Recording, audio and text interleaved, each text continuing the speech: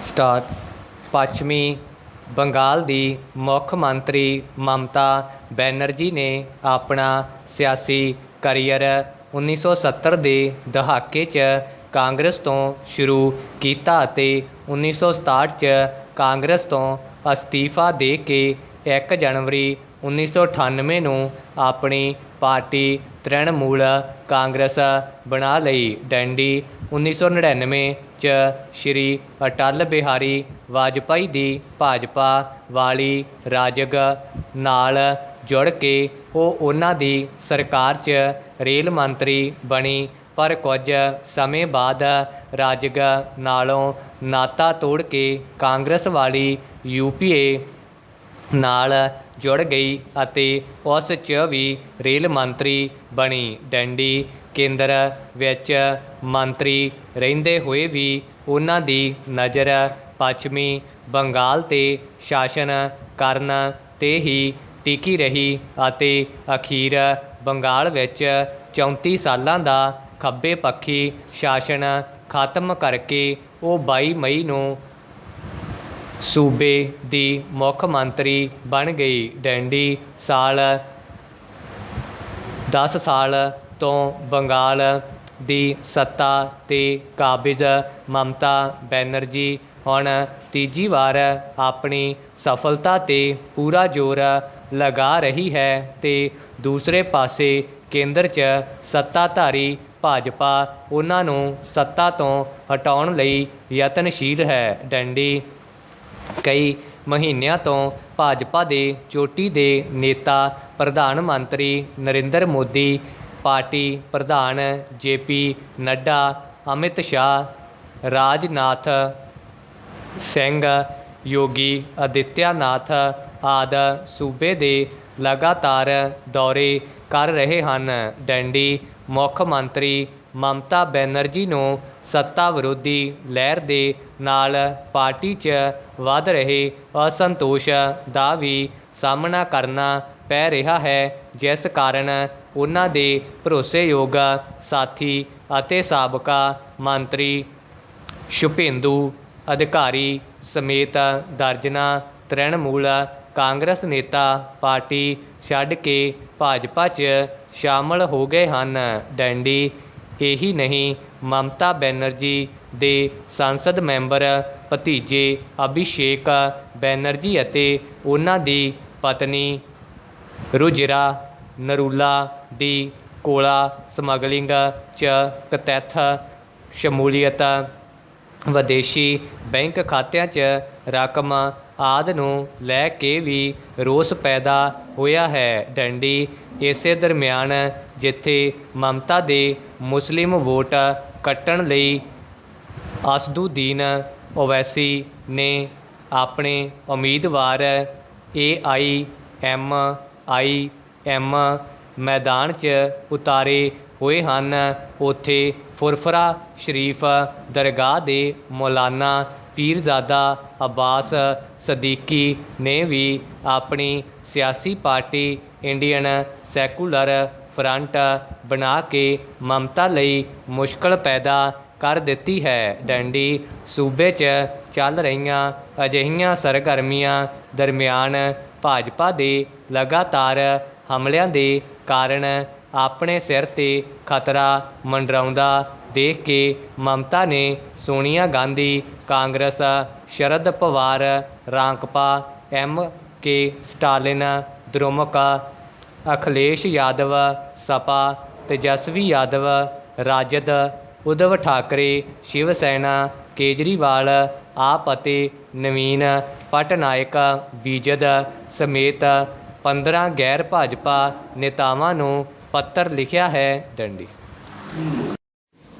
ਦੁਨੀਆ ਭਰ 'ਚ ਕੁਦਰਤ ਅਤੇ ਵਾਤਾਵਰਨ ਨੂੰ ਲੈ ਕੇ ਜਿੰਨੀ ਚਿੰਤਾ ਵਿਸ਼ਵ ਪੱਧਰੀ ਸੰਗਠਨਾਂ ਦੀਆਂ ਵੱਡੀਆਂ ਬੈਠਕਾਂ 'ਚ ਦਿਸਦੀ ਹੈ, ਓਨੀ ਧਰਾਤਲ 'ਤੇ ਕਦੀ ਉਤਰਦੀ ਦਿਸੀ ਨਹੀਂ। ਡੰਡੀ ਸੱਚ ਤਾਂ ਇਹ ਹੈ ਕਿ ਦੁਨੀਆ ਦੇ ਵੱਡੇ ਸ਼ਹਿਰਾਂ 'ਚ ਗਲੋਬਲ ਲੀਡਰਸ਼ਿਪ ਦੀ ਮੌਜੂਦਗੀ ਦੇ ਬਾਵਜੂਦ ਕੁਦਰਤ ਦੇ ਵਿਗੜਦੇ ਮਿਜ਼ਾਜ ਨੂੰ ਕਾਬੂ 'ਚ ਨਹੀਂ ਲਿਆਂਦਾ ਜਾ ਸਕਿਆ। ਡੰਡੀ ਉਲਟਾ ਹਮੇਸ਼ਾ ਕਿਤੇ ਨਾ ਕਿਤੇ ਵਾਤਾਵਰਨ ਦੇ ਕਾਰਨ ਹੋਣ ਵਾਲੇ ਬੜੇ ਵੱਡੇ ਨੁਕਸਾਨ ਦੀਆਂ ਤਸਵੀਰਾਂ ਚਿੰਤਾ ਵਧਾਉਂਦੀਆਂ ਰਹਿੰਦੀਆਂ ਹਨ।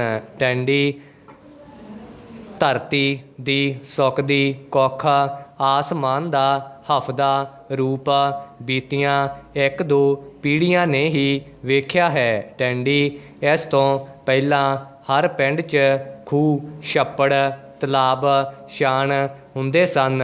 ਡੰਡੀ ਗਰਮੀ ਦੀ ਅਜਿਹੀ ਝੁਲਸਣ ਜ਼ਿਆਦਾ ਪੁਰਾਣੀ ਨਹੀਂ ਹੈ। ਡੰਡੀ ਕੁਝ ਵਰ੍ਹੇ ਪਹਿਲਾਂ ਤੱਕ ਬਿਨਾਂ ਪੱਖੇ ਵਿਹੜੇ 'ਚ ਆਉਣ ਵਾਲੀ ਮਿੱਠੀ ਨੀਂਦ ਬੇਸ਼ੱਕ ਹੀ ਹੁਣ ਯਾਦਾਂ 'ਚ ਹੀ ਹੈ, ਪਰ ਇੰਨੀ ਜ਼ਿਆਦਾ ਪੁਰਾਣੀ ਗੱਲ ਵੀ ਤਾਂ ਨਹੀਂ। ਡੰਡੀ ਤਬਦੀਲੀ ਦੀ ਚਿੰਤਾ ਸਾਰਿਆਂ ਨੂੰ ਹੋਣੀ ਚਾਹੀਦੀ ਹੈ। ਡੰਡੀ ਸਾਰਿਆਂ ਤੋਂ ਮਤਲਬ ਪਠਾਰ ਤੋਂ ਲੈ ਕੇ ਪਹਾੜ ਅਤੇ ਬਚੇ ਖੁਚੇ ਜੰਗਲਾਂ ਤੋਂ ਲੈ ਕੇ ਕੰਕਰੀਟ ਦੀਆਂ ਬਸਤੀਆਂ ਦੀ ਤਪਸ਼ ਤੱਕ ਇਸ 'ਤੇ ਵਿਚਾਰ ਹੋਣਾ ਚਾਹੀਦਾ ਹੈ। ਡੰਡੀ ਵੱਧਦੀ ਆਬਾਦੀ ਉਸੇ ਅਨੁਪਾਤ 'ਚ ਲੋੜਾਂ ਅਤੇ ਤੇਜ਼ ਹੱਲ ਦੇ ਤੌਰ 'ਤੇ ਮੌਜੂਦ ਕੁਦਰਤੀ ਸੋਮਿਆਂ ਦੀ ਬੇਤਰਤੀਬੀ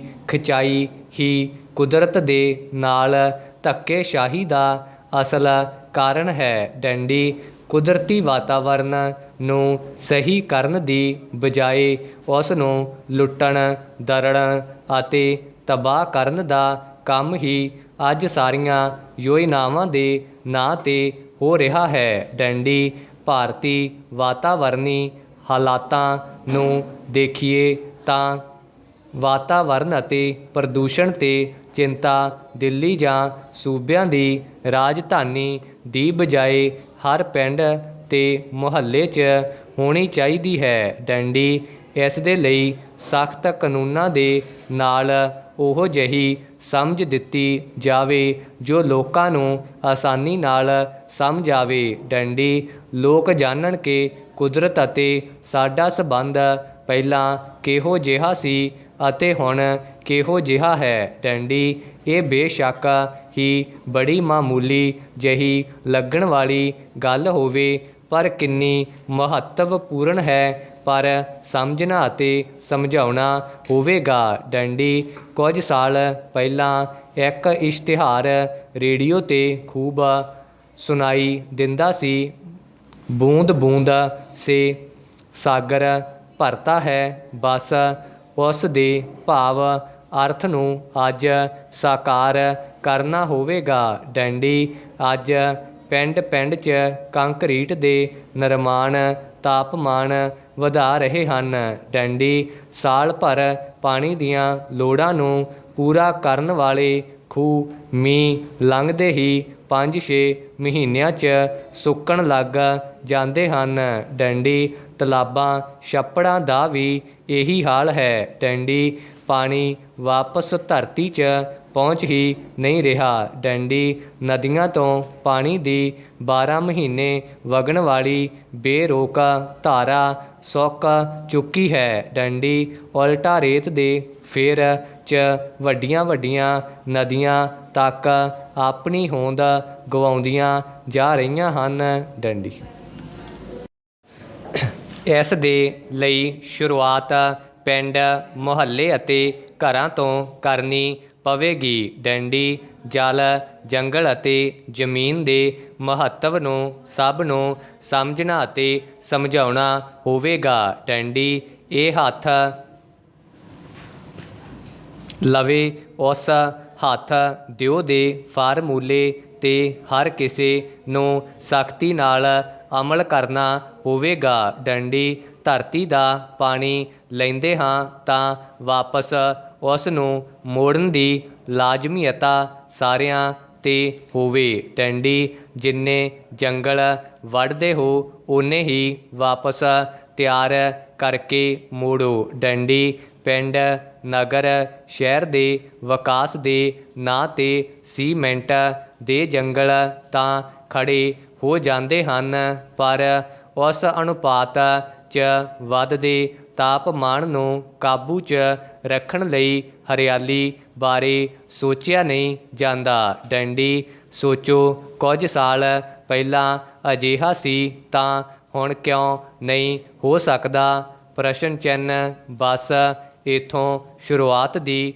ਲੋੜ ਹੈ। ਡੰਡੀ ਇਸੇ ਤਰ੍ਹਾਂ ਸਥਾਨਕ ਸਰਕਾਰਾਂ ਵੱਲੋਂ ਵੀ ਸੀਮੈਂਟ ਦੀਆਂ ਬਣਨ ਵਾਲੀਆਂ ਸੜਕਾਂ 'ਚ ਅਜਿਹੀ ਸੁਰਾਖ ਤਕਨੀਕ ਹੋਵੇ ਜਿਸ ਨਾਲ ਸੜਕ ਦੀ ਮਜ਼ਬੂਤੀ ਵੀ ਰਹੇ ਅਤੇ ਮੀਂਹ ਦੇ ਪਾਣੀ ਦੀ ਇੱਕ ਇੱਕ ਬੂੰਦ ਬਜਾਏ ਫਾਲਤੂ ਰੁੜ ਜਾਣ ਦੇ ਵਾਪਸ ਧਰਤੀ 'ਚ ਜਾ ਸਮਾਏ। ਡੰਡੀ ਖਾਲੀ ਥਾਵਾਂ 'ਤੇ ਹਰੇ ਘਾਹ ਦੇ ਮੈਦਾਨ ਵਿਕਸਤ ਕੀਤੇ ਜਾਣ ਜਿਸ ਨਾਲ ਵੱਧਦਾ ਤਾਪਮਾਨ ਕਾਬੂ 'ਚ ਰਹੇ। ਡੰਡੀ ਅਜਿਹਾ ਹੀ ਇਲਾਕੇ ਦੀ ਨਦੀ ਲਈ ਹੋਵੇ। ਡੰਡੀ ਉਸ ਨੂੰ ਬਚਾਉਣ ਅਤੇ ਸੰਭਾਲਣ ਲਈ ਫੰਡ ਹੋਵੇ।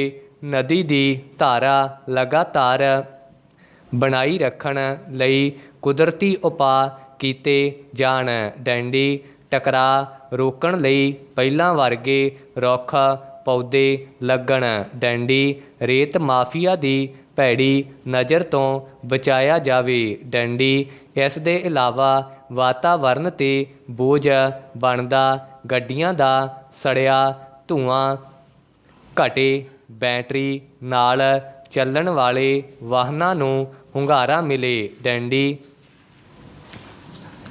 ਜਨਤਕ ਵਾਹਨ ਪ੍ਰਣਾਲੀ ਦੀ ਵਰਤੋਂ 'ਤੇ ਧਿਆਨ ਹੋਵੇ।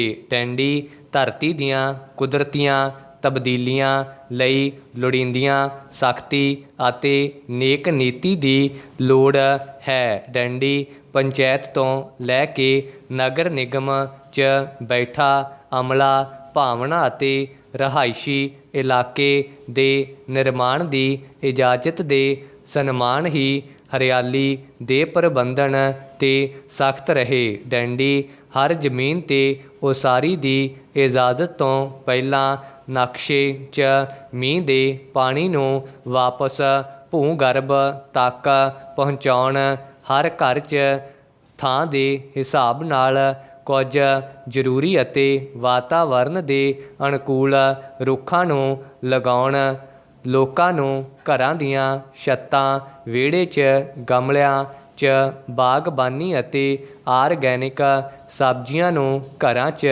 ਪੈਦਾ ਕਰਨ ਦੀ ਲਾਜ਼ਮੀਅਤ ਦਾ ਜ਼ਰੂਰੀ ਪ੍ਰਬੰਧ ਹੋਵੇ ਤਾਂ ਕਿ ਬੱਚਤ ਦੇ ਨਾਲ ਸਿਹਤ ਦਾ ਲਾਭ ਵੀ ਹੋਵੇ। ਡੰਡੀ ਸਭ ਕੁਝ ਲਾਜ਼ਮੀ ਤੌਰ 'ਤੇ ਲਗਾਤਾਰ ਚੱਲਦੀ ਰਹਿਣ ਵਾਲੀ ਪ੍ਰਕਿਰਿਆ ਦੇ ਤਹਿਤ ਹੋਵੇ ਜਿਸ 'ਚ ਸਥਾਨਕ ਸਰਕਾਰ ਅਧੀਨ ਹਰ ਇੱਕ ਰਿਹਾਇਸ਼ 'ਚ ਪ੍ਰਬੰਧਨ ਦੀ ਜਾਣਕਾਰੀ ਪੋਰਟਲ 'ਤੇ ਸਾਰਿਆਂ ਨੂੰ ਦਿਸੇ ਤਾਂ ਕਿ ਜਨਤਕ ਕ੍ਰਾਸ ਚੈੱਕ ਦੀ ਸਥਿਤੀ ਬਣੀ ਰਹੇ। ਡੰਡੀ ਪਾਲਣਾ ਨਾ ਕਰਨ ਵਾਲਿਆਂ ਦੀ ਜਾਣਕਾਰੀ ਲੈਣ ਦੀ ਖੁਫੀਆ ਵਿਵਸਥਾ ਹੋਵੇ ਤਾਂ ਕਿ ਇਹ ਮਜਬੂਰੀ ਬਣ ਕੇ ਸਾਰਿਆਂ ਦੀਆਂ ਆਦਤਾਂ 'ਚ ਸ਼ਾਮਲ ਹੋ ਜਾਵੇ। ਡੰਡੀ ਆਮ ਤੌਰ 'ਤੇ ਮੀਡੀਆ, ਖਾਸ ਕਰਕੇ ਇਲੈਕਟ੍ਰਾਨਿਕਸ ਮੀਡੀਆ ਨੇ ਪੱਛਮੀ ਬੰਗਾਲ 'ਚ ਚੱਲ ਰਹੀਆਂ ਵਿਧਾਨ ਸਭਾ ਦੀਆਂ ਚੋਣਾਂ 'ਤੇ ਆਪਣਾ ਧਿਆਨ ਕੇਂਦਰਿਤ ਕੀਤਾ ਹੋਇਆ ਹੈ, ਪਰ ਅਸਾਮ ਦੀਆਂ ਅਸੈਂਬਲੀ ਚੋਣਾਂ ਕੌਮੀ ਸਿਆਸਤ ਦੇ ਨਜ਼ਰੀਏ ਤੋਂ ਵਧੇਰੇ ਅਹਿਮੀਅਤ ਰੱਖਦੀਆਂ ਹਨ।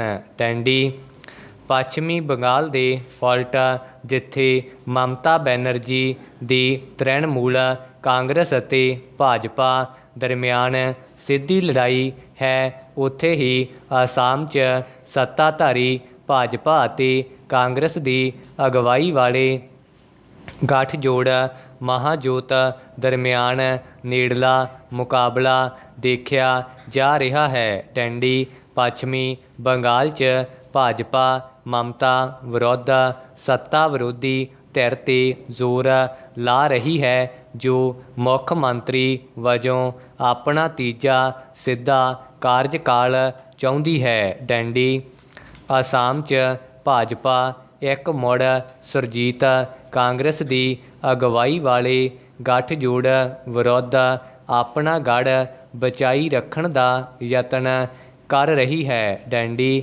ਭਾਜਪਾ ਨੇ 2016 'ਚ ਕਾਂਗਰਸ ਕੋਲੋਂ ਸੱਤਾ ਖੋਹੀ ਸੀ। ਡੰਡੀ ਇਹ ਮੁੱਖ ਤੌਰ 'ਤੇ ਕਾਂਗਰਸ ਵਿਰੁੱਧ ਸੱਤਾ ਵਿਰੋਧੀ ਕਾਰਕ ਸੀ।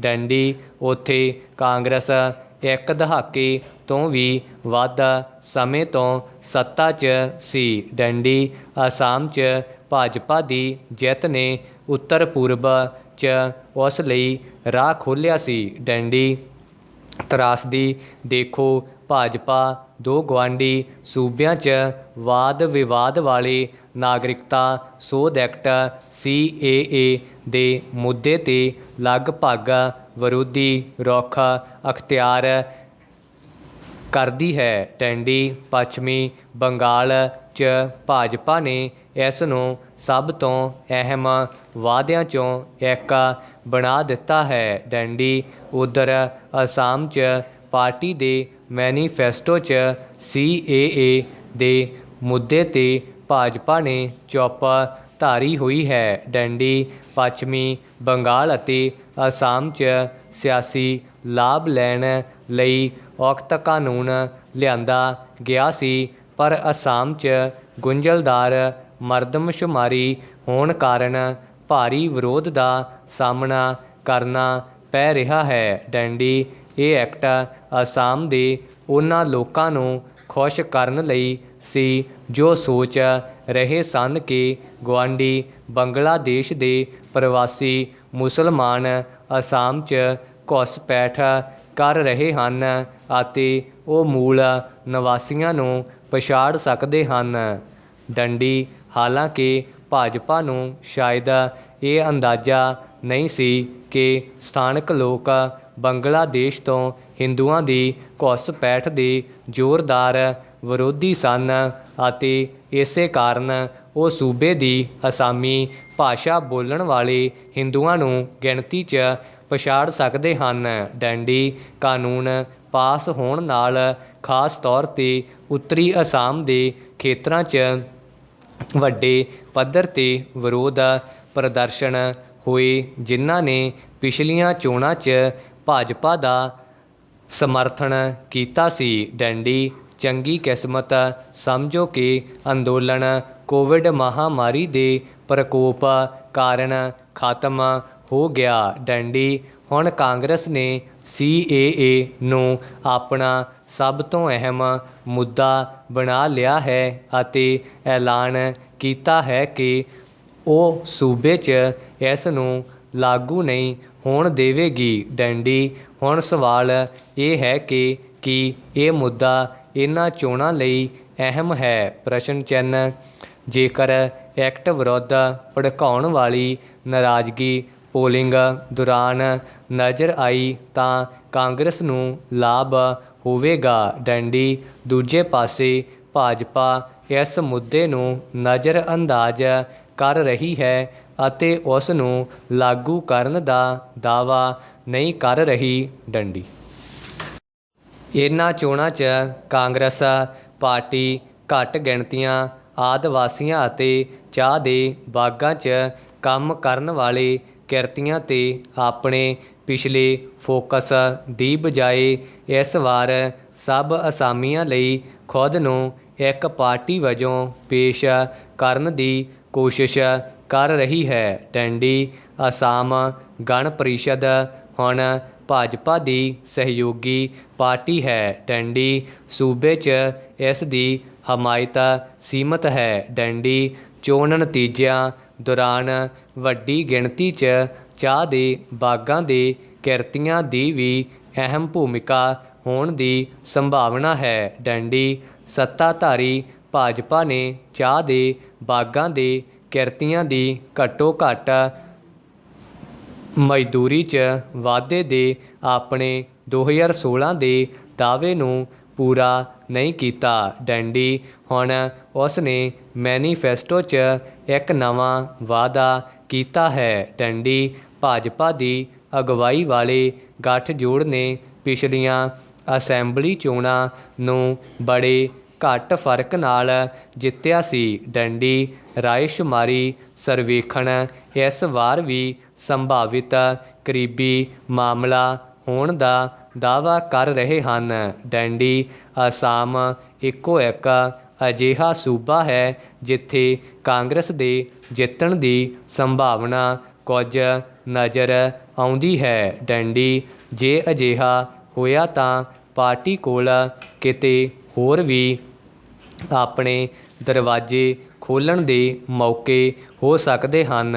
ਡੰਡੀ ਦੂਜੇ ਪਾਸੇ ਭਾਜਪਾ ਵੀ ਕੋਈ ਕਸਰ ਬਾਕੀ ਨਹੀਂ ਛੱਡ ਰਹੀ। ਡੰਡੀ ਉਸ ਨੇ ਪੱਛਮੀ ਬੰਗਾਲ ਦੀਆਂ ਚੋਣਾਂ ਜਿੱਤਣ ਲਈ ਆਪਣੀ ਤਾਕਤ ਝੋਕ ਰੱਖੀ ਹੈ। ਡੰਡੀ ਅਸਾਮ 'ਚ ਸੱਤਾ ਵਿੱਚ ਬਣਿਆ ਰਹਿਣਾ ਇਹ ਦਰਸਾਵੇਗਾ ਕਿ ਵੱਡੇ ਪੱਧਰ 'ਤੇ ਬੇਰੁਜ਼ਗਾਰੀ ਅਤੇ ਡਾਵਾਂਡੋਲ ਅਰਥ ਵਿਵਸਥਾ ਸਮੇਤ ਮਹਾਂਮਾਰੀ ਨੇ ਇਸ ਦੀ ਪ੍ਰਸਿੱਧੀ ਨੂੰ ਘਟਾਇਆ ਨਹੀਂ ਹੈ। ਡੰਡੀ ਵੋਟਾਂ ਦੀ ਗਿਣਤੀ ਅਤੇ ਨਤੀਜੇ 2 ਮਈ ਨੂੰ ਉਤਸੁਕਤਾ ਨਾਲ ਦੇਖੇ ਜਾਣਗੇ। ਡੰਡੀ ਪਹਿਰਾ ਦੇਸ਼ 'ਚ ਬਹੁਤ ਬਲੈਕ ਮਨੀ ਹੈ, ਕਾਲਾ ਧਨ ਹੈ। ਡੰਡੀ ਬਲੈਕ ਮਨੀ ਇਸ ਲਈ ਵੀ ਹੈ ਕਿਉਂਕਿ ਚੋਣਾਂ 'ਚ ਬਲੈਕ ਮਨੀ ਹੀ ਕੰਮ ਆਉਂਦੀ ਹੈ। ਡੰਡੀ ਸਿਆਸੀ ਪਾਰਟੀਆਂ ਨੂੰ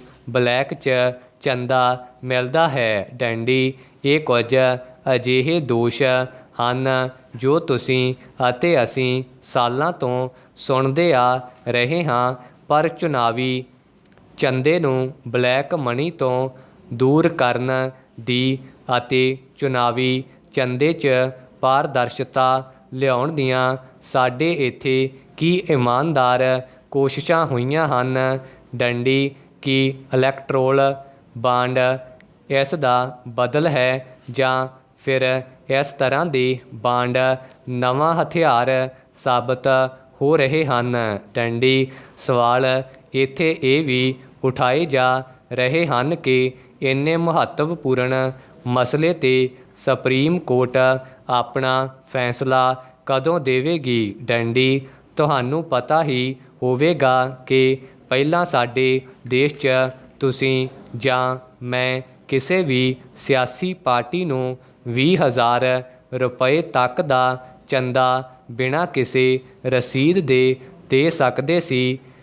ਭਾਵ ਸਿਆਸੀ ਪਾਰਟੀ ਤੁਹਾਡੇ ਕੋਲੋਂ 20,000 ਰੁਪਏ ਕੈਸ਼ ਲੈ ਲਵੇਗੀ ਅਤੇ ਤੁਹਾਨੂੰ ਕੋਈ ਰਸੀਦ ਨਹੀਂ ਦੇਵੇਗੀ। ਡੰਡੀ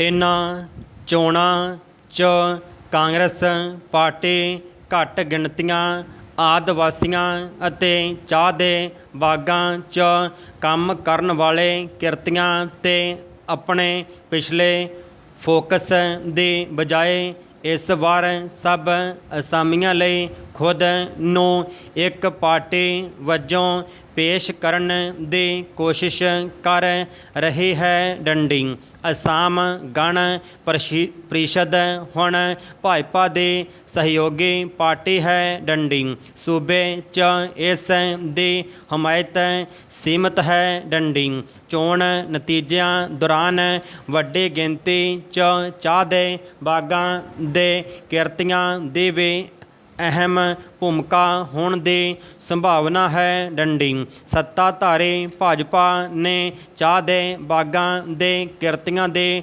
ਘੱਟੋ ਘੱਟ ਮਜ਼ਦੂਰੀ 'ਚ ਵਾਧੇ ਦੇ ਆਪਣੇ 2016 ਦੇ ਵਾਅਦੇ ਨੂੰ ਪੂਰਾ ਨਹੀਂ ਕੀਤਾ।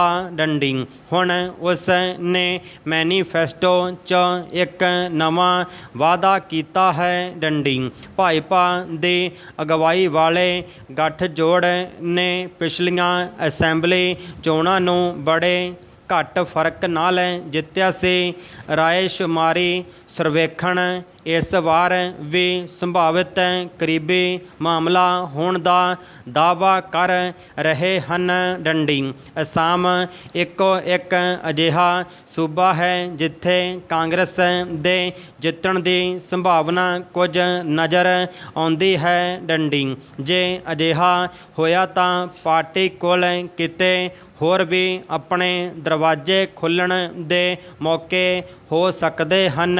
ਡੰਡੀ ਦੂਜੇ ਪਾਸੇ ਭਾਜਪਾ ਵੀ ਕੋਈ ਕਸਰ ਬਾਕੀ ਨਹੀਂ ਛੱਡ ਰਹੀ। ਡੰਡੀ ਉਸ ਨੇ ਪੱਛਮੀ ਬੰਗਾਲ ਦੀਆਂ ਚੋਣਾਂ ਜਿੱਤਣ ਲਈ ਆਪਣੀ ਤਾਕਤ ਝੋਕ ਰੱਖੀ ਹੈ। ਡੰਡੀ ਅਸਾਮ 'ਚ ਸੱਤਾ ਵਿੱਚ ਬਣਿਆ ਰਹਿਣਾ ਇਹ ਦਰਸਾਵੇਗਾ ਕਿ ਵੱਡੇ ਪੱਧਰ 'ਤੇ ਬੇਰੁਜ਼ਗਾਰੀ ਅਤੇ ਡਾਵਾਡੋਲ ਅਰਥ ਵਿਵਸਥਾ ਸਮੇਤ ਮਹਾਮਾਰੀ ਨੇ ਇਸ ਦੀ ਪ੍ਰਸਿੱਧੀ ਨੂੰ ਘਟਾਇਆ ਨਹੀਂ ਹੈ। ਡੰਡੀ ਵੋਟਾਂ ਦੀ ਗਿਣਤੀ ਅਤੇ ਨਤੀਜੇ 2 ਮਈ ਨੂੰ ਉਤਸੁਕਤਾ ਨਾਲ ਦੇਖੇ ਜਾਣਗੇ।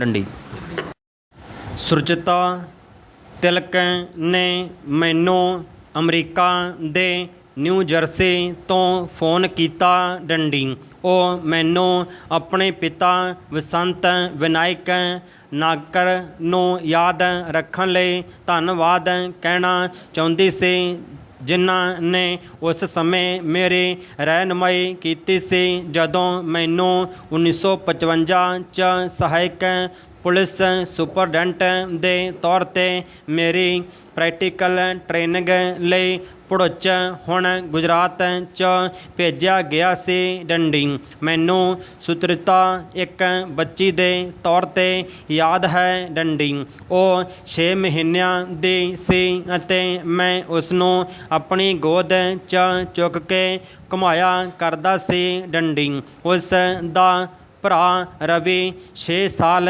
ਦਾ ਸੀ। ਡੰਡੀ ਉਸ ਦੇ ਨਾਲ ਮੈਂ ਜੋ ਖੇਡਦਾ ਸੀ ਉਹ ਭਿੰਨ ਸੀ। ਡੰਡੀ ਉਹਨਾਂ ਦੇ ਪਿਤਾ ਨੇ SP ਕਾਰਨਿਕ ਦਾ ਸਥਾਨ ਲਿਆ ਜੋ ਇੱਕ ਹੋਰ ਭੜੁੱਚ ਦੇ SP ਦੇ ਤੌਰ 'ਤੇ ਪਹਿਲੇ ਨਿਯਮਤ ਰਿਕਰੂਟਮੈਂਟ ਬੈਚ ਦੇ ਇੱਕ ਹੋਰ ਵਿਲੱਖਣ ਅਧਿਕਾਰੀ ਸਨ।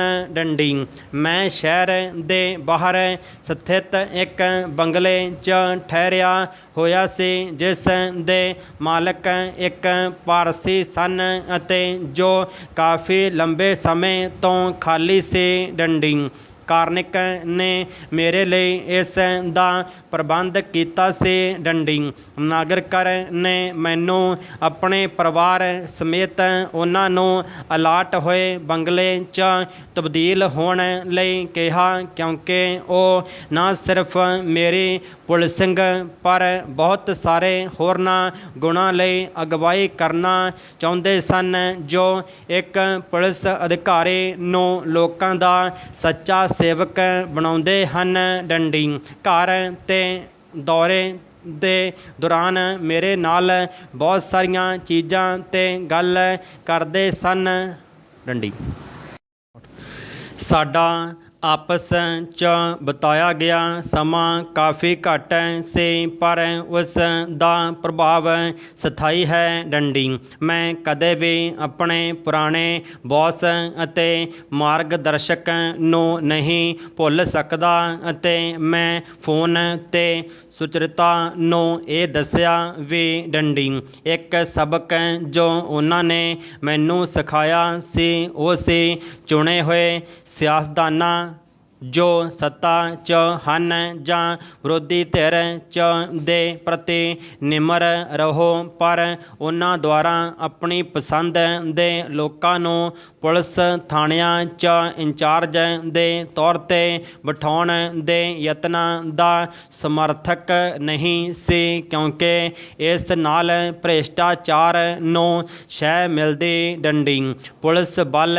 ਦਾ ਕੰਟਰੋਲ ਗੈਰ ਪੇਸ਼ੇਵਰ ਹੱਥਾਂ 'ਚ ਜਾਣ ਦੀ ਬਜਾਏ ਆਪਣਾ ਬੋਰੀ ਬਿਸਤਰਾ ਤਿਆਰ ਕਰਕੇ ਰੱਖਣਾ ਬਿਹਤਰ ਹੈ। ਡੰਡੀ ਜੇਕਰ ਅਜਿਹਾ ਹੁੰਦਾ ਹੈ ਉਹ ਕਾਨੂੰਨ ਅਨੁਸਾਰ ਨਹੀਂ, ਸਗੋਂ ਆਪਣੀ ਪਾਰਟੀ ਦੇ ਹਿੱਤਾਂ ਜਾਂ ਆਪਣੇ ਨਿੱਜੀ ਫਾਇਦੇ ਲਈ ਅਨਿਆਏ ਕਰਦੇ। ਡੰਡੀ ਉਹਨਾਂ ਲੋਕਾਂ ਨੂੰ ਇਹ ਕਿੰਨਾ ਦੈਵੀ ਲੱਗਦਾ ਜੋ 21ਵੀਂ ਸ਼ਤਾਬਦੀ ਦੇ ਤੀਸਰੇ ਦਹਾਕੇ 'ਚ ਰਹਿ ਰਹੇ ਹਨ।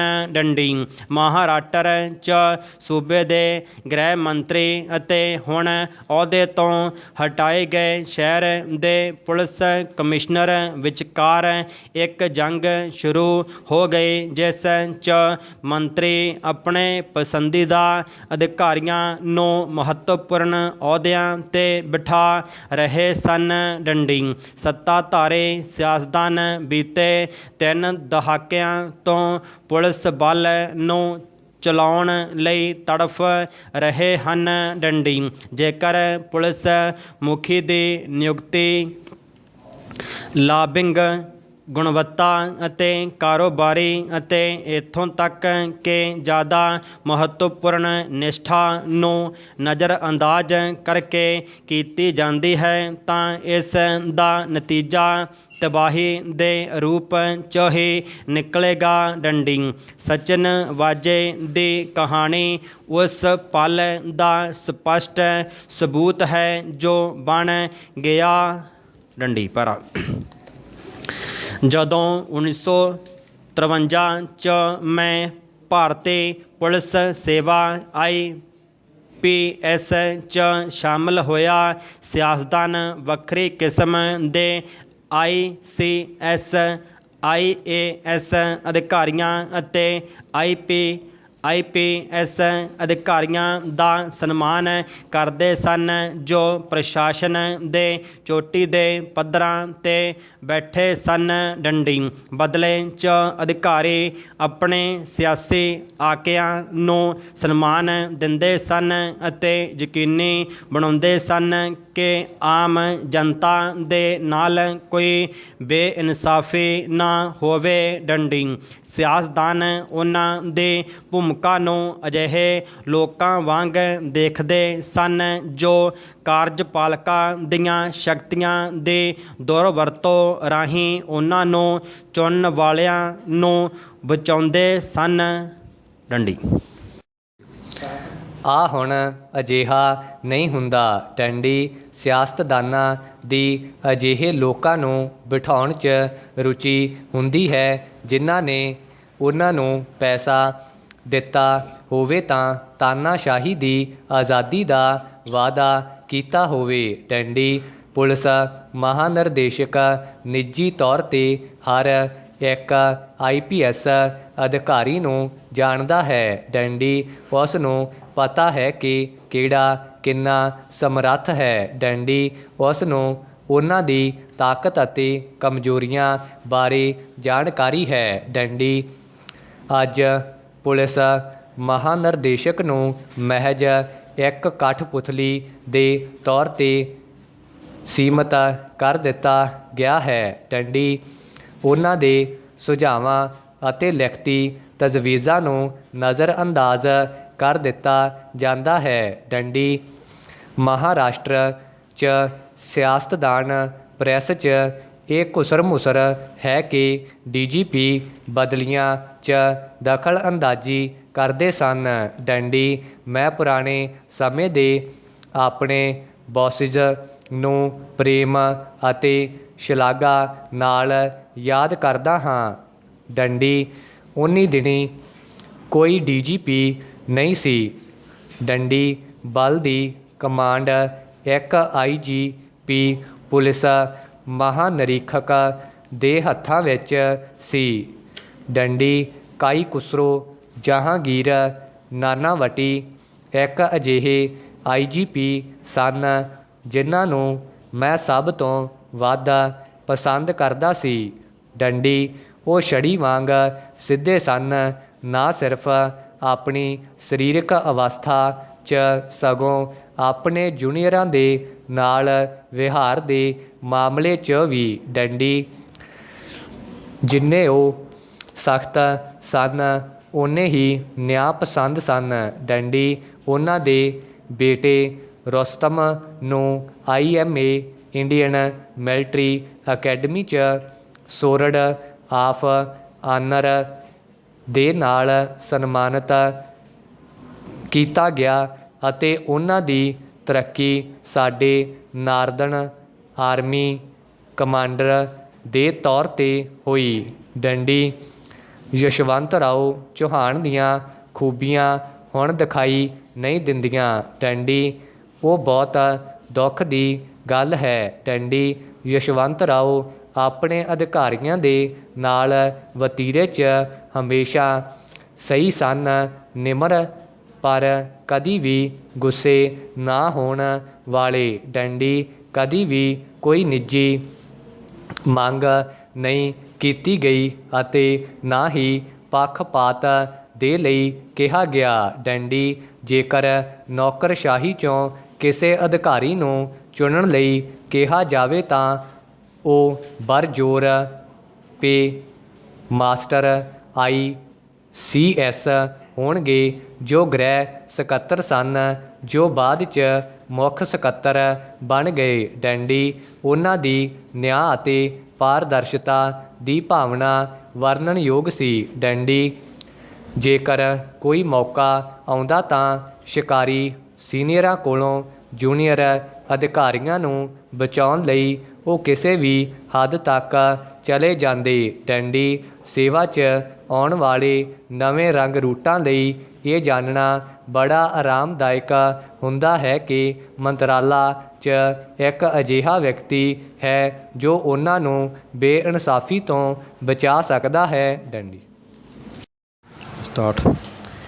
ਦੇਸ਼ 'ਚ ਬਹੁਤ ਬਲੈਕ ਮਨੀ ਹੈ, ਕਾਲਾ ਧਨ ਹੈ। ਡੰਡੀ ਬਲੈਕ ਮਨੀ ਇਸ ਲਈ ਵੀ ਹੈ ਕਿਉਂਕਿ ਚੋਣਾਂ 'ਚ ਬਲੈਕ ਮਨੀ ਹੀ ਕੰਮ ਆਉਂਦੀ ਹੈ। ਡੰਡੀ ਸਿਆਸੀ ਪਾਰਟੀਆਂ ਨੂੰ ਬਲੈਕ 'ਚ ਚੰਦਾ ਮਿਲਦਾ ਹੈ। ਡੰਡੀ ਇਹ ਕੁਝ ਅਜਿਹੇ ਦੋਸ਼ ਹਨ ਜੇ ਤੁਸੀਂ ਅਤੇ ਅਸੀਂ ਸਾਲਾਂ ਤੋਂ ਸੁਣਦੇ ਆ ਰਹੇ ਹਾਂ, ਪਰ ਚੁਣਾਵੀ ਚੰਦੇ ਨੂੰ ਬਲੈਕ ਮਨੀ ਤੋਂ ਦੂਰ ਕਰਨ ਦੀ ਅਤੇ ਚੁਣਾਵੀ ਚੰਦੇ 'ਚ ਪਾਰਦਰਸ਼ਤਾ ਲਿਆਉਣ ਦੀਆਂ ਸਾਡੇ ਇੱਥੇ ਕੀ ਇਮਾਨਦਾਰ ਕੋਸ਼ਿਸ਼ਾਂ ਹੋਈਆਂ ਹਨ?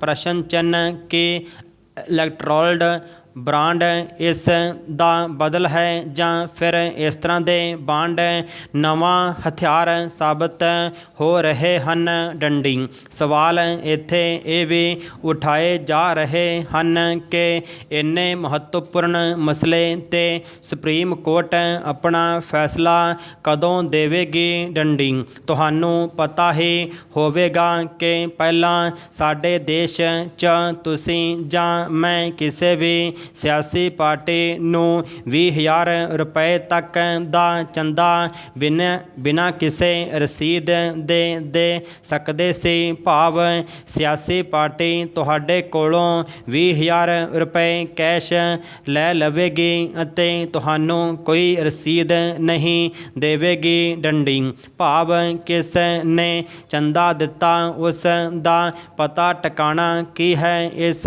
ਦਾ ਕੋਈ ਸਬੂਤ ਨਹੀਂ ਮਿਲੇਗਾ। ਡੰਡੀ ਕੁਝ ਸਾਲ ਪਹਿਲਾਂ ਇਸ 'ਚ ਬਦਲਾਅ ਕੀਤਾ ਗਿਆ। ਡੰਡੀ ਬਦਲਾਅ ਇਸ ਲਈ ਕੀਤਾ ਗਿਆ ਕਿਉਂਕਿ ਦੇਖਿਆ ਗਿਆ ਕਿ ਸਾਰੀਆਂ ਸਿਆਸੀ ਪਾਰਟੀਆਂ ਨੂੰ ਕੁੱਲ ਚੰਦੇ ਦਾ 90% ਤੋਂ ਵੱਧ ਹਿੱਸਾ 20,000 ਜਾਂ ਉਸ ਤੋਂ ਘੱਟ ਦੇ ਰੂਪ 'ਚ ਹੀ ਮਿਲ ਰਿਹਾ ਸੀ। ਭਾਵ ਜਿਸ ਦਾ ਕੋਈ ਹਿਸਾਬ ਕਿਤਾਬ ਨਹੀਂ।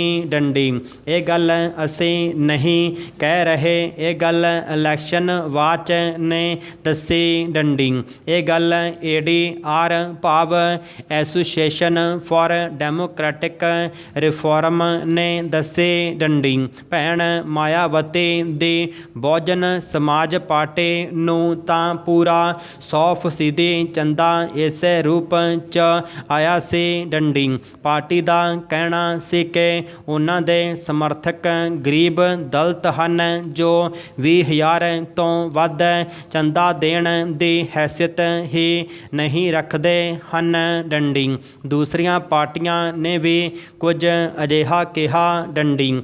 ਹੁਣ ਕਿਹਾ ਗਿਆ ਕਿ 20,000 ਦੀ ਥਾਂ 2,000 ਰੁਪਏ ਤੱਕ ਦਾ ਚੰਦਾ ਹੀ ਬਿਨਾਂ ਰਸੀਦ ਦੇ ਲਿਆ ਜਾਵੇਗਾ ਡੰਡੀ। ਉਸ ਤੋਂ ਉੱਪਰ ਦਾ ਚੰਦਾ ਜੋ ਦੇਵੇਗਾ ਉਸ ਦਾ ਨਾਂ ਪਤਾ ਪੇਸ਼ਾ ਸਭ ਦੱਸਣਾ ਹੋਵੇਗਾ ਡੰਡੀ। ਸਾਰਿਆਂ ਨੇ ਸੋਚਿਆ ਕਿ ਹੁਣ ਕੁਝ ਪਾਰਦਰਸ਼ਤਾ ਆਵੇਗੀ, ਪਰ ਇਹ ਕਿ ਸਾਰੀਆਂ ਪਾਰਟੀਆਂ ਨੇ ਕਿਹਾ ਕਿ ਉਹਨਾਂ ਨੂੰ ਤਾਂ 80% ਤੋਂ ਵੱਧ ਚੰਦਾ 2,000 ਰੁਪਏ ਤੋਂ ਹੇਠਾਂ ਦਾ ਮਿਲ ਰਿਹਾ ਹੈ ਡੰਡੀ। ਹੁਣ ਹੁੰਦਾ ਇਹ ਹੈ ਕਿ ਮੰਨ ਲਓ ਤੁਸੀਂ ਕਿਸੇ ਪਾਰਟੀ ਨੂੰ 50,000 ਰੁਪਏ ਦਾ ਚੰਦਾ ਦੇਣਾ ਚਾਹੁੰਦੇ ਹੋ ਅਤੇ ਇਹ ਵੀ ਨਹੀਂ ਚਾਹੁੰਦੇ ਕਿ ਤੁਹਾਡਾ ਨਾਂ ਸਾਹਮਣੇ ਆਵੇ, ਤਾਂ ਤੁਸੀਂ 20,000 ਰੁਪਏ 2 ਵਾਰ 'ਚ ਦੇ ਦਿਓਗੇ ਅਤੇ 10,000 ਰੁਪਏ ਇੱਕ ਵਾਰੀ 'ਚ ਡੰਡੀ। ਮੰਨ ਲਓ ਕਿ ਪਾਰਟੀ ਵੀ ਕਹੇ ਕਿ ਉਹ 50,000 ਰੁਪਏ ਦੀ ਰਸੀਦ ਨਹੀਂ ਦੇਣਾ ਚਾਹੁੰਦੀ, ਤਾਂ ਉਹ ਤੁਹਾਡਾ ਪੈਸਾ ਇਸ ਤਰ੍ਹਾਂ ਦਿਖਾ ਦੇਵੇਗੀ ਡੰਡੀ। 20,000 ਰੁਪਏ 2 ਵਾਰ 'ਚ ਅਤੇ 10,000 ਰੁਪਏ ਇੱਕ ਵਾਰ 'ਚ ਅਤੇ 2,000 ਰੁਪਏ ਤੱਕ ਦੀ ਲਿਮਟ ਹੈ, ਤਾਂ 25 ਵੱਖ-ਵੱਖ ਵਾਰ 2-2 ਹਜ਼ਾਰ ਰੁਪਏ ਦੇਣਾ ਦੱਸਿਆ ਜਾਵੇਗਾ, ਤਾਂ ਕਿ ਰਸੀਦ ਦੀ ਨੌਬਤ ਨਾ ਆਵੇ ਡੰਡੀ। ਨਾ ਪਤਾ ਪੇਸ਼ਾ ਜ਼ਾਹਿਰ ਨਾ ਕਰਨਾ ਪਵੇ, ਤਾਂ ਕਿ ਕੁੱਲ ਮਿਲਾ ਕੇ ਬਿਨਾਂ ਰਸੀਦ ਦੇ 2,000 ਦੀ ਲਿਮਟ ਤੈਅ ਕਰਨਾ ਵੀ ਚੁਣਾਵੀ ਚੰਦੇ 'ਚ ਪਾਰਦਰਸ਼ਤਾ ਨਹੀਂ ਲਿਆ ਸਕਿਆ ਡੰਡੀ। ਹੁਣ ਸਾਰਿਆਂ ਨੇ ਸੋਚਿਆ ਕਿ ਸਰਕਾਰ ਕੁਝ ਸਖਤੀ ਕਰੇਗੀ, ਕੋਈ ਨਵਾਂ ਨਿਯਮ ਬਣਾਵੇਗੀ ਤਾਂ ਕਿ ਚੁਣਾਵੀ ਚੰਦੇ 'ਚ ਕੋਈ ਗੜਬੜ ਨਾ ਹੋ ਸਕੇ। ਪਰ ਇਹ ਕਿ ਸਰਕਾਰ ਲੈ ਆਈ ਇਲੈਕਟੋਰਲ ਬਾਂਡ ਡੰਡੀ। ਇਹ ਇਲੈਕਟੋਰਲ ਬਾਂਡ ਕੀ ਬਲਾ ਹੈ ਡੰਡੀ। ਇਹ ਦੱਸਣ ਤੋਂ ਪਹਿਲਾਂ ਦੱਸ ਦਈਏ ਕਿ ਸਿਰਫ 2 ਸਾਲ 'ਚ ਭਾਜਪਾ ਨੂੰ 1,500 ਕਰੋੜ ਰੁਪਏ ਦਾ ਚੰਦਾ ਸਿਰਫ ਇਲੈਕਟੋਰਲ ਬਾਂਡ ਰਾਹੀਂ ਮਿਲਿਆ ਹੈ, ਜੋ ਕਾਂਗਰਸ ਦੇ ਮੁਕਾਬਲੇ 'ਚ 184% ਵੱਧ ਹੈ ਡੰਡੀ। ਉਧਰ ਇਲੈਕਟੋਰਲ ਬਾਂਡ ਜਿਸ 'ਤੇ ਸੁਪਰੀਮ ਕੋਰਟ ਨੇ ਸ਼ੁੱਕਰਵਾਰ ਨੂੰ ਰੋਕ ਲਗਾਉਣ ਤੋਂ ਨਾ ਕਰ ਦਿੱਤੀ, ਉੱਥੇ ਇਲੈਕਟੋਰਲ ਬਾਂਡ ਜਿਸ ਨੂੰ ਭਾਜਪਾ ਪਾਰਦਰਸ਼ਤਾ ਦੇ ਨਾਂ 'ਤੇ ਲਿਆਈ ਸੀ, ਉਹੀ ਇਲੈਕਟੋਰਲ ਬਾਂਡ ਲੋਕ ਸਭਾ ਦੀਆਂ ਚੋਣਾਂ 'ਚ 3,000 ਕਰੋੜ ਰੁਪਏ ਤੋਂ ਜ਼ਿਆਦਾ ਦਾ ਖਰੀਦਿਆ ਗਿਆ ਡੰਡੀ। ਇਸ ਤੋਂ ਪਹਿਲਾਂ ADR ਭਾਵ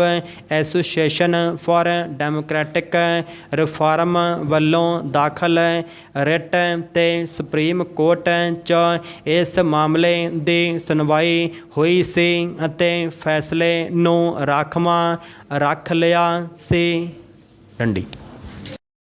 ਸਟਾਰਟ।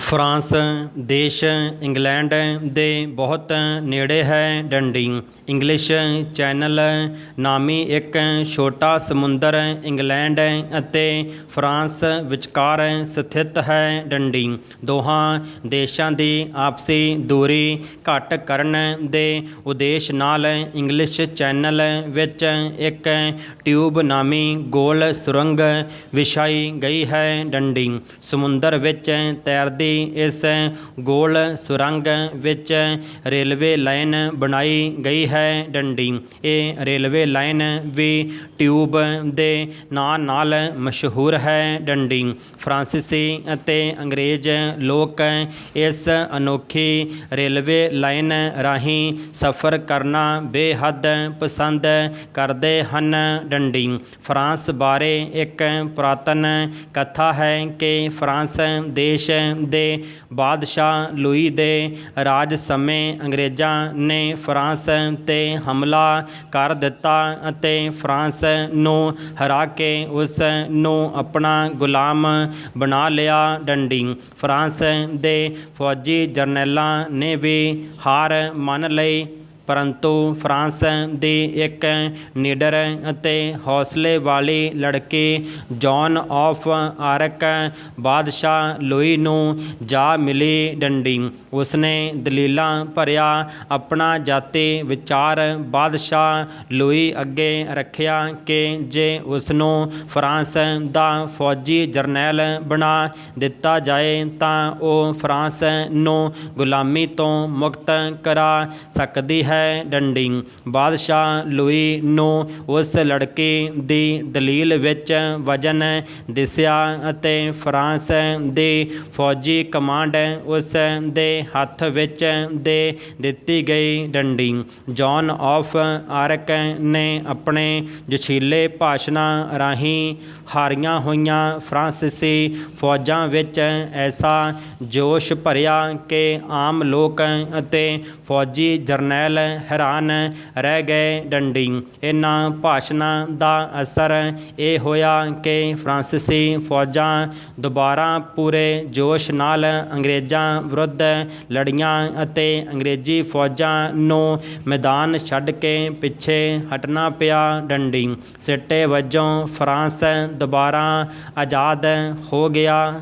ਡੰਡੀ ਭਰਾ ਉਸ ਸਮੇਂ ਦੇ ਕ੍ਰਿਸਚਨ ਧਰਮ ਦੇ ਠੇਕੇਦਾਰਾਂ ਅਤੇ ਕੱਟੜਪੰਥੀਆਂ ਨੇ ਬਹਾਦਰ ਜੌਨ ਆਫ ਆਰਕ ਨੂੰ ਕਿਹਾ ਕਿ ਉਹ ਪਬਲਿਕ ਸਾਹਮਣੇ ਇਹ ਮੰਨ ਲਵੇ ਕਿ ਫੌਜ ਦੀ ਅਗਵਾਈ ਕਰਨ ਦੀ ਤਾਕਤ ਉਸਨੂੰ ਪਰਮਾਤਮਾ ਵੱਲੋਂ ਚਰਚ ਰਾਹੀਂ ਪ੍ਰਾਪਤ ਹੋਈ ਹੈ। ਡੰਡੀ ਪਰੰਤੂ ਉਸ ਬਹਾਦਰ ਤੇ ਨਿਡਰ ਨੌਜਵਾਨ ਲੜਕੀ ਨੇ ਆਪਣੀ ਸੋਚ ਨਹੀਂ ਬਦਲੀ। ਡੰਡੀ ਉਸਨੇ ਕਿਹਾ ਕਿ ਜਦੋਂ ਕਿ ਉਹ ਕਦੇ ਚਰਚ ਗਈ ਹੀ ਨਹੀਂ ਤਾਂ ਉਹ ਕਿਵੇਂ ਪਾਦਰੀਆਂ ਦੀ ਗੱਲ ਮੰਨ ਸਕਦੀ ਹੈ। ਡੰਡੀ ਜਦੋਂ ਜੌਨ ਨੇ ਚਰਚ ਦੇ ਵੱਡੇ ਅਹੁਦੇਦਾਰਾਂ ਦੀ ਗੱਲ ਨਾ ਮੰਨੀ ਤਾਂ ਉਸ 'ਤੇ ਚਰਚ ਦਾ ਅਪਮਾਨ ਕਰਨ ਦਾ ਦੋਸ਼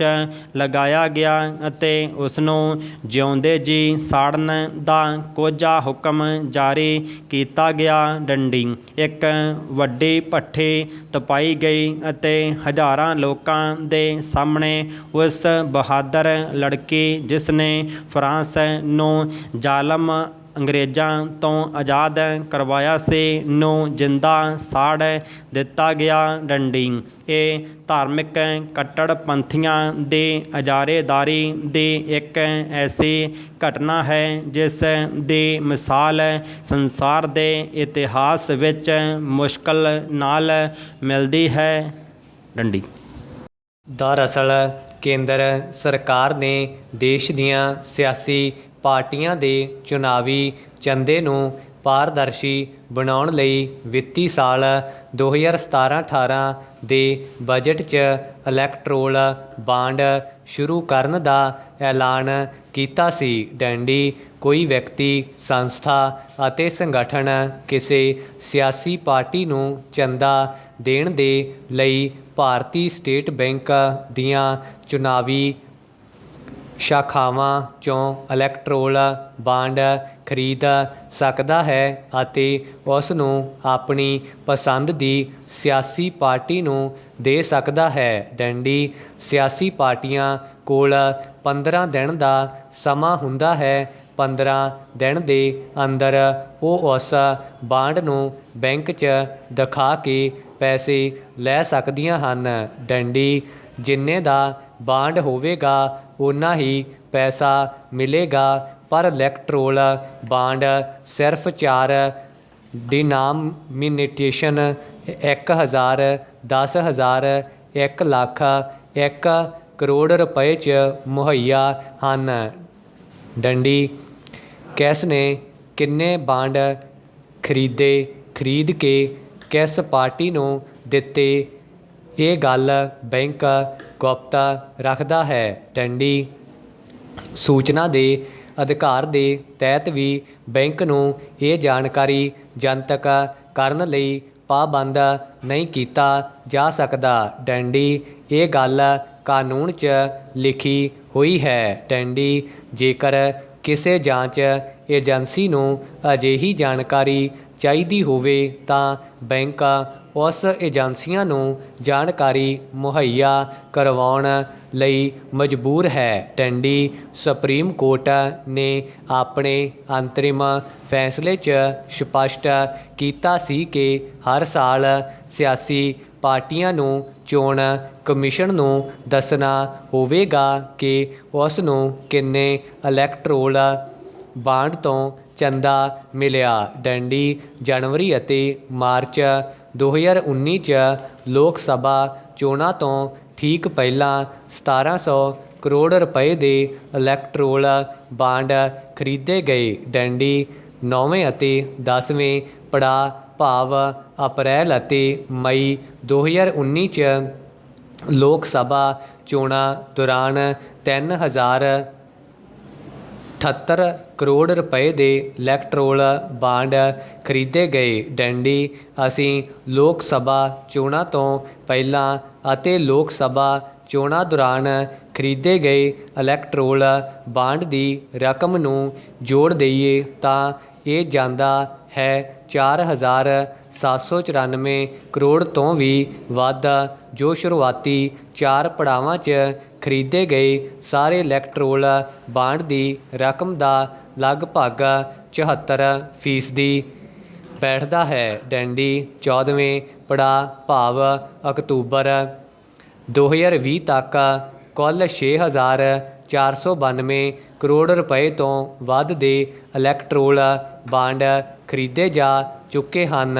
ਡੈਂਡੀ SBI ਦੇ ਅੰਕੜਿਆਂ ਅਨੁਸਾਰ 14ਵੇਂ ਪੜਾਅ 'ਚ 1 ਕਰੋੜ ਦੇ 279 ਬਾਂਡ, 10 ਲੱਖ ਦੇ 32 ਬਾਂਡ, 1 ਲੱਖ ਦੇ 9 ਬਾਂਡ ਅਤੇ 1000 ਦਾ ਸਿਰਫ 1 ਬਾਂਡ ਹੀ ਖਰੀਦਿਆ ਗਿਆ। ਡੈਂਡੀ 14ਵੇਂ ਪੜਾਅ ਦੇ ਕੁੱਲ 283 ਕਰੋੜ ਰੁਪਏ ਦੇ ਇਲੈਕਟੋਰਲ ਬਾਂਡ ਖਰੀਦੇ ਗਏ, ਜਿਨ੍ਹਾਂ 'ਚੋਂ 279 ਬਾਂਡ 1 ਕਰੋੜ ਵਾਲੇ ਸਨ, ਜੋ 279 ਕਰੋੜ ਰੁਪਏ ਬੈਠਦਾ ਹੈ, ਭਾਵ 98% ਰਕਮ 1 ਕਰੋੜ ਵਾਲੇ ਬਾਂਡ ਤੋਂ ਆਈ। ਹੁਣ ਤੁਸੀਂ ਸੋਚੋ ਕਿ 1 ਕਰੋੜ ਦਾ ਬਾਂਡ ਕੌਣ ਖਰੀਦ ਸਕਦਾ ਹੈ। ਡੈਂਡੀ ਹੁਣ ਤੁਸੀਂ ਇਸ ਤੋਂ ਅੰਦਾਜ਼ਾ ਲਗਾ ਸਕਦੇ ਹੋ ਕਿ ਇਲੈਕਟੋਰਲ ਬਾਂਡ ਦੀ ਜ਼ਿਆਦਾਤਰ ਖਰੀਦ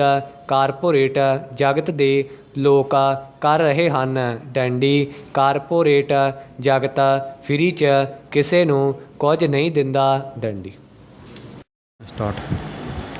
ਇਸ ਪੱਤਰ 'ਚ ਮਮਤਾ ਬੈਨਰਜੀ ਨੇ ਭਾਜਪਾ ਤੇ ਦੇਸ਼ 'ਚ ਇੱਕ ਪਾਰਟੀ ਤਾਨਾਸ਼ਾਹੀ ਸ਼ਾਸਨ ਸਥਾਪਿਤ ਕਰਨ ਦੀ ਕੋਸ਼ਿਸ਼ ਦਾ ਦੋਸ਼ ਲਗਾਉਂਦੇ ਹੋਏ ਲੋਕਤੰਤਰ ਅਤੇ ਸੰਵਿਧਾਨ 'ਤੇ ਭਾਜਪਾ ਦੇ ਹਮਲਿਆਂ ਦੇ ਵਿਰੁੱਧ ਇਕਜੁੱਟ ਹੋਣ ਦਾ ਸੱਦਾ ਦਿੱਤਾ ਹੈ। ਡੰਡੀ ਪਰ ਮਮਤਾ ਬੈਨਰਜੀ ਨੂੰ ਰਕਾਂਪਾ, ਰਾਜਦ, ਨੈਕਾ, ਆਪ ਅਤੇ PDP ਵਰਗੀਆਂ 4-5 ਖੇਤਰੀ ਪਾਰਟੀਆਂ ਦਾ ਹੀ ਸਮਰਥਨ ਮਿਲਿਆ ਹੈ, ਜਿਨ੍ਹਾਂ ਦਾ ਬੰਗਾਲ 'ਚ ਕੋਈ ਲੋਕ ਆਧਾਰ ਹੀ ਨਹੀਂ ਹੈ, ਜਦਕਿ ਸੂਬੇ 'ਚ ਕਾਂਗਰਸ ਅਤੇ ਕਮਿਊਨਿਸਟਾਂ ਵਰਗੀਆਂ ਲੋਕ ਆਧਾਰ ਵਾਲੀਆਂ ਪਾਰਟੀਆਂ ਨੇ ਉਹਨਾਂ ਦੇ ਪੱਤਰ 'ਤੇ ਕੋਈ ਪ੍ਰਤੀਕਿਰਿਆ ਹੀ ਨਹੀਂ ਦਿੱਤੀ। ਡੰਡੀ ਭਾਜਪਾ ਲੀਡਰਸ਼ਿਪ ਦਾ ਕਹਿਣਾ ਹੈ ਕਿ ਇਸ ਪੱਤਰ ਦੇ ਪਿੱਛੇ ਮਮਤਾ ਨੂੰ ਹਾਰ ਦੀ ਚਿੰਤਾ ਦਿਖਾਈ ਦੇ ਰਹੀ ਹੈ। ਡੰਡੀ ਸਿਆਸੀ ਅਬਜ਼ਰਵਰਾਂ ਦਾ ਕਹਿਣਾ ਹੈ ਕਿ ਕੇਂਦਰ ਸਰਕਾਰ ਦੇ ਵਿਰੁੱਧ ਪ੍ਰਮੁੱਖ ਵਿਰੋਧੀ ਪਾਰਟੀਆਂ ਨੂੰ ਇਕਜੁੱਟ ਹੋਣ ਦਾ ਜੋ ਸੱਦਾ ਮਮਤਾ ਬੈਨਰਜੀ ਹੁਣ ਦੇ ਰਹੀ ਹੈ, ਉਹ ਉਸ ਨੂੰ ਬਹੁਤ ਪਹਿਲਾਂ ਦੇ ਦੇਣਾ ਚਾਹੀਦਾ ਸੀ। ਡੰਡੀ ਕੁਝ ਇਸੇ ਤਰ੍ਹਾਂ ਦਾ ਸੱਦਾ ਪਿਛਲੇ ਸਾਲ ਜਨਵਰੀ 'ਚ ਸੋਨੀਆ ਗਾਂਧੀ ਨੇ ਵਿਰੋਧੀ ਪਾਰਟੀਆਂ ਦੀ ਬੈਠਕ 'ਚ ਦਿੱਤਾ ਸੀ, ਪਰ ਪਰ ਉਸ ਬੈਠਕ 'ਚ ਮਮਤਾ ਬੈਨਰਜੀ ਸ਼ਾਮਲ ਹੀ ਨਹੀਂ ਹੋਈ ਸੀ। ਡੰਡੀ। ਇਹ ਸਹੀ ਹੈ ਕਿ ਲੋਕਤੰਤਰ 'ਚ ਇੱਕ ਮਜ਼ਬੂਤ ਵਿਰੋਧੀ ਧਿਰ ਬਹੁਤ ਜ਼ਰੂਰੀ ਹੈ। ਡੰਡੀ।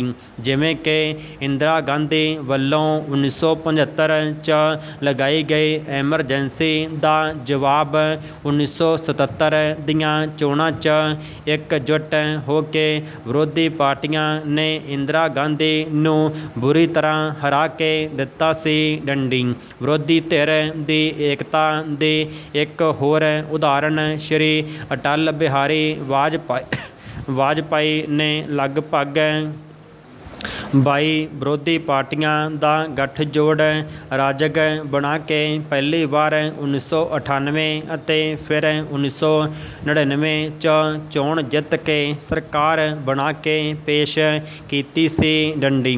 ਸਿੱਟੇ 'ਚ ਇਹੀ ਕਿਹਾ ਜਾ ਸਕਦਾ ਹੈ ਕਿ ਇਸ ਸਮੇਂ ਜਦਕਿ ਕੇਂਦਰ 'ਚ ਸੱਤਾਧਾਰੀ ਭਾਜਪਾ ਹਰ ਹਾਲਾਤ 'ਚ ਪੱਛਮੀ ਬੰਗਾਲ ਦੀ ਚੋਣ ਜਿੱਤਣ 'ਤੇ ਉਤਾਰੂ ਹੈ ਅਤੇ ਜਦੋਂ 8 ਪੜਾਵਾਂ 'ਚੋਂ 2 ਪੜਾਵਾਂ ਦੀਆਂ ਵੋਟਾਂ ਪੈ ਚੁੱਕੀਆਂ ਹਨ, ਹੁਣ ਮਮਤਾ ਬੈਨਰਜੀ ਲੋਕ ਆਧਾਰ ਵਾਲੀ ਕਾਂਗਰਸ, ਕਮਿਊਨਿਸਟ ਅਤੇ ਉਹਨਾਂ ਦੀਆਂ ਸਹਿਯੋਗੀ ਪਾਰਟੀਆਂ ਦੇ ਨੇਤਾਵਾਂ ਨੂੰ ਪੱਤਰ ਲਿਖ ਕੇ ਇਕਜੁੱਟ ਹੋਣ ਲਈ ਪੁਕਾਰ ਰਹੀ ਹੈ। ਡੰਡੀ।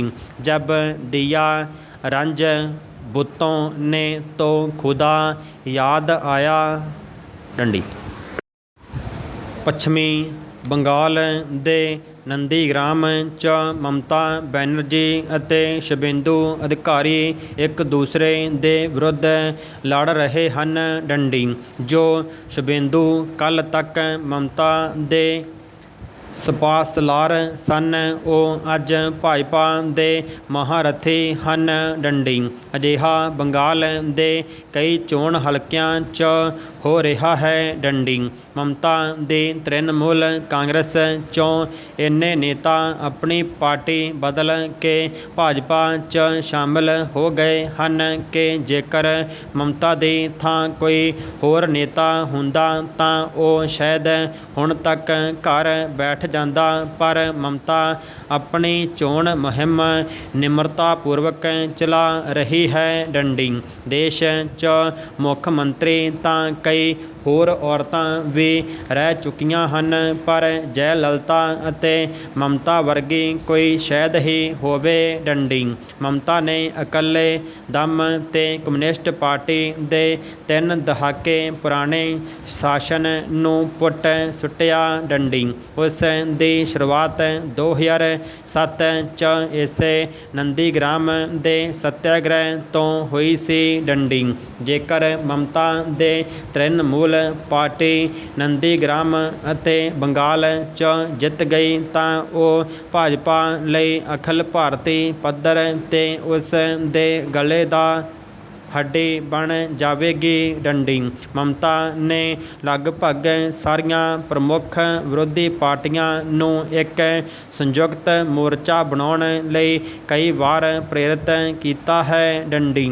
ਦਿੱਲੀ ਦੀ ਚੁਣੀ ਹੋਈ ਕੇਜਰੀਵਾਲ ਸਰਕਾਰ ਨੂੰ ਦੜਨ ਦੀ ਜੋ ਨਵੀਂ ਕੋਸ਼ਿਸ਼ ਕੇਂਦਰ ਸਰਕਾਰ ਨੇ ਕੀਤੀ ਹੈ, ਉਸ ਨੂੰ ਮਮਤਾ ਨੇ ਲੋਕਤੰਤਰ ਦੀ ਹੱਤਿਆ ਦੱਸਿਆ ਹੈ। ਡੰਡੀ।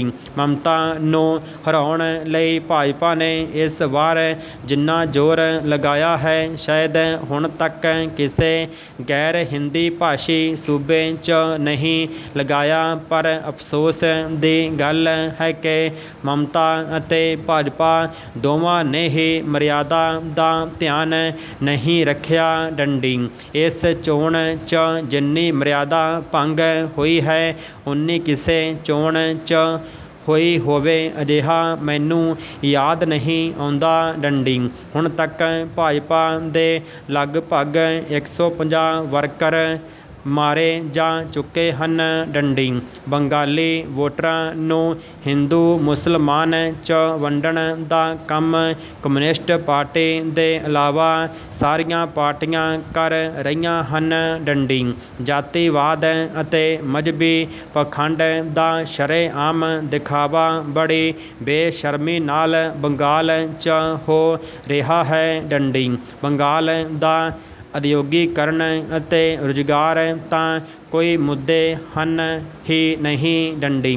ਮਮਤਾ ਨੇ ਚੋਣ ਕਮਿਸ਼ਨ ਦੇ ਮੂੰਹ 'ਤੇ ਕਾਲਖ ਮਲਣ 'ਚ ਕੋਈ ਕਸਰ ਨਹੀਂ ਰੱਖੀ ਹੈ। ਡੰਡੀ। ਉਸ 'ਤੇ ਇੰਨੇ ਨਫ਼ਰਤ ਵਾਲੇ ਸ਼ਬਦਾਂ 'ਚ ਹੁਣ ਤੱਕ ਕਿਸੇ ਨੇਤਾ ਨੇ ਦੋਸ਼ ਨਹੀਂ ਲਗਾਏ ਹਨ। ਡੰਡੀ। ਭਾਜਪਾ ਦੇ ਵੱਧਦੇ ਪ੍ਰਭਾਵ ਤੋਂ ਘਬਰਾ ਕੇ ਮਮਤਾ ਉਸ ਨੂੰ ਬਾਹਰੀ ਜਾਂ ਗੈਰ ਬੰਗਾਲੀ ਪਾਰਟੀ ਦੱਸ ਰਹੀ ਹੈ। ਡੰਡੀ। ਇਹ ਬਹੁਤ ਹੀ ਗੈਰ ਰਾਸ਼ਟਰੀ ਕਾਰਾ ਹੈ, ਪਰ ਬੰਗਾਲ ਦੀਆਂ ਇਹ ਚੋਣਾਂ ਕਿੰਨੀਆਂ ਸਖਤ ਹਨ ਕਿ ਊਠ ਕਿਸ ਕਰਵਟ ਬੈਠਦਾ ਹੈ, ਇਹ ਅਜੇ ਕਹਿਣਾ ਮੁਸ਼ਕਲ ਲੱਗਦਾ ਹੈ। ਡੰਡੀ। ਜੇਕਰ ਬੰਗਾਲ 'ਚ ਭਾਜਪਾ ਸੱਤਾਧਾਰੀ ਹੋ ਜਾਂਦੀ ਹੈ ਤਾਂ ਉਸ ਦੀ ਬੜੀ ਅਨੋਖੀ ਪ੍ਰਾਪਤੀ ਹੋਵੇਗੀ। ਡੰਡੀ। ਜੇਕਰ ਉਹ ਹਾਰ ਗਈ ਤਾਂ ਅਗਲੇ 4 ਸਾਲ ਉਸ ਦੇ ਨੱਕ 'ਚ ਦਮ ਹੋ ਸਕਦਾ ਹੈ। ਡੰਡੀ।